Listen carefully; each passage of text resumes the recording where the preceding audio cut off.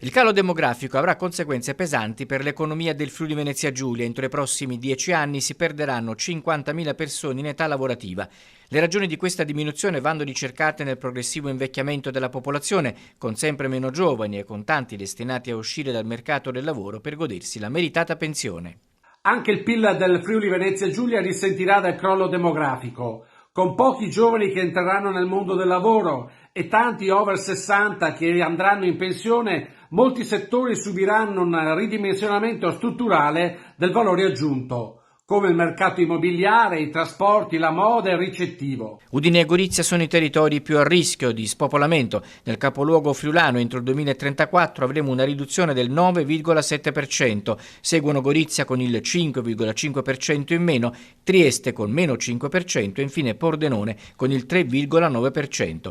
Tra coloro che invece ci guadagneranno scorgeremo sicuramente le banche. Avendo una grossa predisposizione al risparmio, le persone più anziane aumenteranno la dimensione economica dei propri depositi, facendo così felici molti istituti di credito.